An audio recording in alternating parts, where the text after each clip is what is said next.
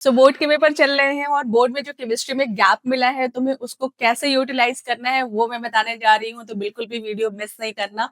ध्यान से समझो कि तुम्हें इसको कैसे यूटिलाइज करना है। देखो, सबसे पहले तो तुम इनऑर्गेनिक पोर्शन जो है कोऑर्डिनेशन कंपाउंड डीएनएफ ब्लॉक, ये सबसे पहले तैयार करोगे। डीएनएफ ब्लॉक में क्या करना है तुम्हें, रीजनिंग क्वेश्चन तुमसे पूछे जाते हैं, तो मैक्सिमम रीजनिंग क्वेश्चन को फोकस करना। एंड देन KMnO4 और K2Cr2O7 की रिएक्शंस को अच्छे से तैयार कर लेना। रिडॉक्स तुमने 11th में पढ़ा था, तो रिडॉक्स के रूल्स को अगर तुम उस रूल से तुम इसके रिएक्शंस करोगे तो वो तुम्हें इजीली तैयार हो जाता है बजाय रटने के, राइट। सो ऐसे तुम्हारा डीएनएफ ब्लॉक कंप्लीट हो जाएगा। कोऑर्डिनेशन कंपाउंड में तुम्हें नेमिंग की प्रैक्टिस करनी है। 10-15 एग्जांपल्स तुम ले लेना जिसमें तुम फटाफट से नेमिंग कर लो। And isomerism, yes of course, जितने प्रीवियस ईयर्स क्वेश्चंस आए हुए हैं उनको तुम निकाल लो।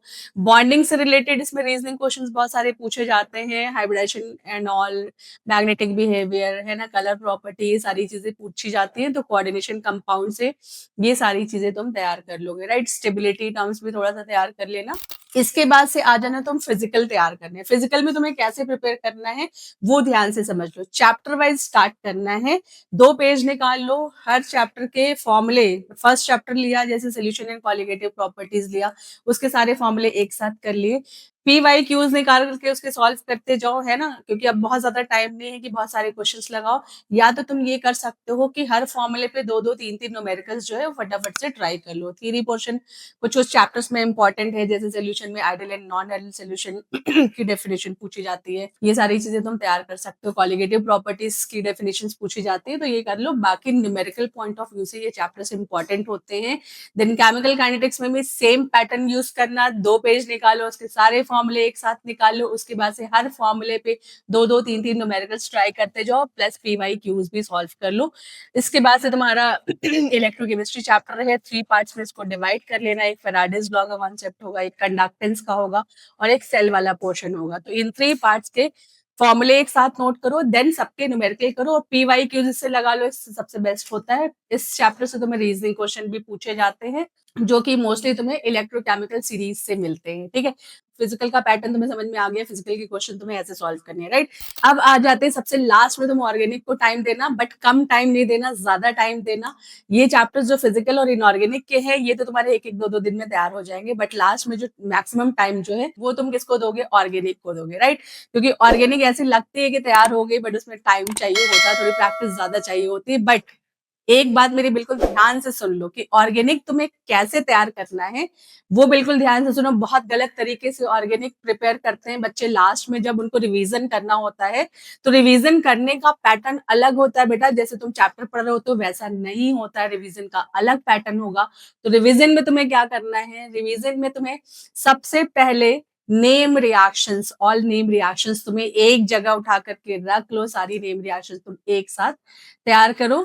चाहो तो तुम PYQ से लगा सकते हो, बट मैं रिकमेंड करूंगी कि कभी कभी ऐसा भी होता है कि जो तुम्हारे सिलेबस में नेम रिएक्शंस हैं जो PYQ में नहीं पूछा हुआ है, तो कुछ नई रिएक्शंस भी दी जाती है। तो तुम्हारे सिलेबस में जितनी नेम रिएक्शंस हैं वो सारे तैयार कर लो। अगर कोई डिफिकल्टी होती है तो मैंने हर चैप्टर के नेम रिएक्शन की अलग से वीडियो बना ली है, जा करके उस वीडियो को देखो और एक बार में फटाफट से रिवाइज करते रहो। कॉपी पेन ले करके नोट करते जाना फटाफट से, ठीक है। सो सबसे पहला काम तुम्हें क्या करना है, नेम रिएक्शंस रिवाइज करनी है सारी। उसके बाद से तुम्हें कन्वर्जन रिवाइज करना है ना, जिसमें तुम्हें बताते हैं कि how will you convert from this compound to this compound. तो ये वाली जितने PYQs पूछे हुए हैं मैं अभी सजेस्ट करूंगी, क्योंकि टाइम बहुत ज्यादा नहीं है।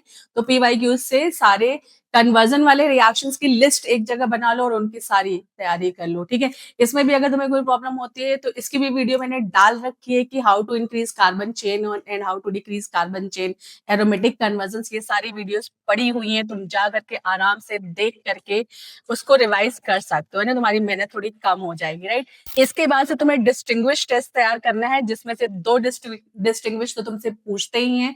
डिस्टिंग्विश भी जो है वो लिमिटेड है, लिमिटेड रिएक्शंस है। हर पर्टिकुलर ग्रुप के लिए अलग डिस्टिंग्विश टेस्ट है, एक फिक्स टेस्ट है जिससे तुम बता सकते हो। तो अगेन मैं तुम्हें सजेस्ट करूंगी कि मैंने डिस्टिंग्विश टेस्ट का भी वीडियो डाल रखा है, तुम जाओगे देखो उसको, तो वो भी तुम्हारे लिए हेल्पफुल होगा। बट पैटर्न जो है बेटा ऐसे ही रखना जैसे मैं बता रही हूँ, इसके अलावा अगर कोई रखोगे ना तो कंफ्यूज हो जाओगे, ठीक है। इसके बाद से तुम्हें क्या करना है, रोड मैप क्वेश्चन करना है, समझ गए ना, जिसमें रिएक्टेंट गिवन होता है, प्रेजेंस गिवन होता है, फिर देन ए, फिर प्रेजेंस, देन बी, है ना, इसको रोड मैप क्वेश्चन कहते हैं।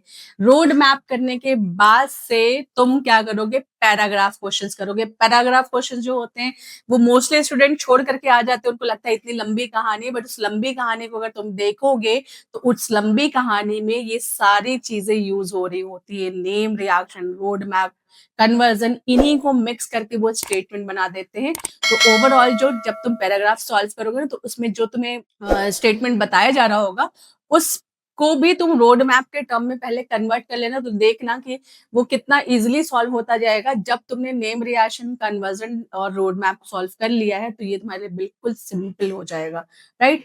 पैराग्राफ सॉल्व करने के बाद से तुम्हें लास्ट में क्या करना है, एक क्वेश्चन एसिडिक स्ट्रेंथ पे या बेसिक स्ट्रेंथ पे या बोथ पे तुमसे पूछ सकते हैं, ये 100%, ठीक है। तो तुम्हें क्या करना है, अल्कोहल फिनॉल में एसिडिक स्ट्रेंथ की कंपेयरिंग है, कार्बोक्सिलिक में एसिडिक की कंपेयरिंग है, एसिड का फिनॉल से कंपेयर है ना, अल्कोहल से कंपेयर है, अल्कोहल का आपस में प्राइमरी, सेकेंडरी, टर्शियरी, अल्कोहल का फिनॉल से कंपेयरिंग है ना। तो इस तरह से करके सारी एसिडिक स्ट्रेंथ की कंपेयरिंग जो है वो एक जगह ला करके रख लो, उसको फटाफट से रिवाइज कर लो, ठीक है। इसके बाद तुम क्या करोगे, अगेन मैं तुम्हें इसमें बता रही हूँ, इसमें भी कोई प्रॉब्लम हो तो इसकी भी वीडियो मैंने डाल दी, वो भी तुम जा करके देख सकते हो, राइट। इसके बाद से तुम क्या करोगे, बेसिक स्ट्रेंथ देख लो और सबसे लास्ट में इसके रीजनिंग क्वेश्चंस कर लेना, जिसमें मोस्टली तुम्हें boiling point, solubility, melting point, इनकी कंपेयरिंग दी होती है, ठीक है। तो बस इस पैटर्न से तुम तैयार करो, है ना, बिल्कुल भी कंफ्यूज नहीं होना, पहले इनऑर्गेनिक देन फिजिकल और लास्ट तक ऑर्गेनिक तैयार करो, देखो।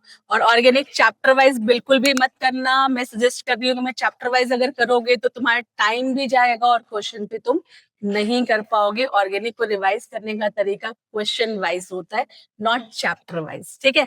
तो चलो इस पैटर्न से तैयार करो, तुम्हारा पेपर बहुत अच्छा होगा। All the best, thank you.